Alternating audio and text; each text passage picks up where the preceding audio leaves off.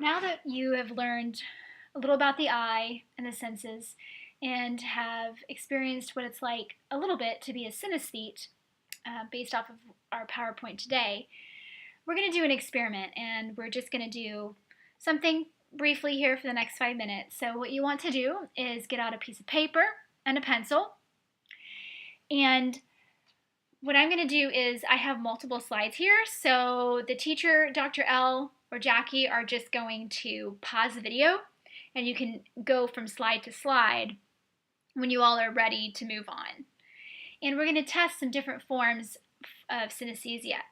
As I said, 1 in 23 people have synesthesia, so there's a good chance that there's 1 or 2 of you in this classroom that might be synesthetes. That being said, there might be a chance that none of you are, okay? But what you're going to do, and in particular for this slide, is that you're going to yourself, read the letters and the numbers. And if you have any sort of sensation, if you have colors that you associate with the letters or the numbers, or a shape or a form, whatever it might be, if you have a second sensation that is associated, go ahead and write it down and try to be descriptive when you do. Okay, then once everybody's done that, we're going to have somebody in the class read the alphabet and read the numbers slowly enough.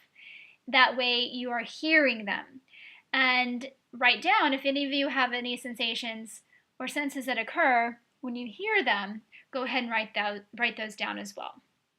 Again, you guys can just pause the video and flip through the different slides as you go through and as you're ready. All right, good luck.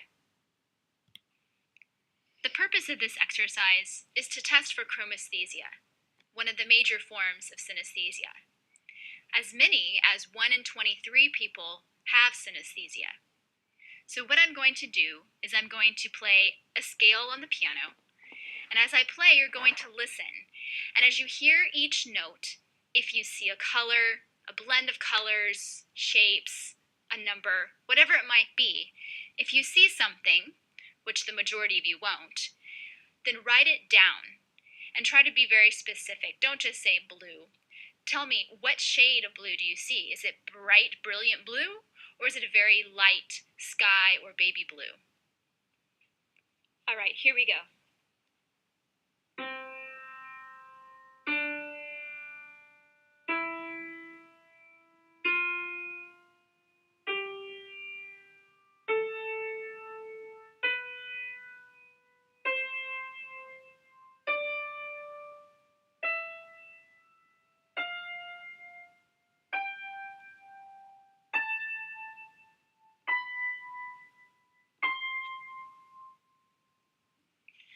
I played 2 octaves instead of just 1 of the scale. That's because depending on where the tone falls, it's going to alter the shade or the shape or whatever a synesthete is seeing. For some, for instance, a middle C in the middle of the piano might be a bright, brilliant orange. However, then a higher C towards the upper portion of the piano in a higher octave might be a very light, maybe melon shade of orange. All right, so here's the next slide. So basically this is similar to the grapheme synesthesia or even the number form, possibly. So do these words have meaning in your mind's eye? Do you see any colors or numbers or genders associated with these months or these days of the week?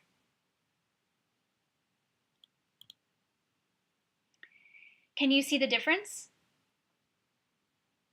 So depending on what synesthete you are, you might literally see each letter as colored when you're reading through any sentence. Or if you have a background color on a page, so it says my house number is 5 and it has a gray background, you might see that as well, or you might not. And then you might also have a color associated.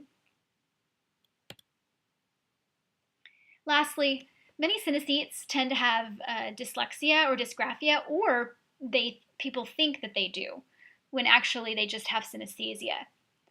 So can you read this paragraph?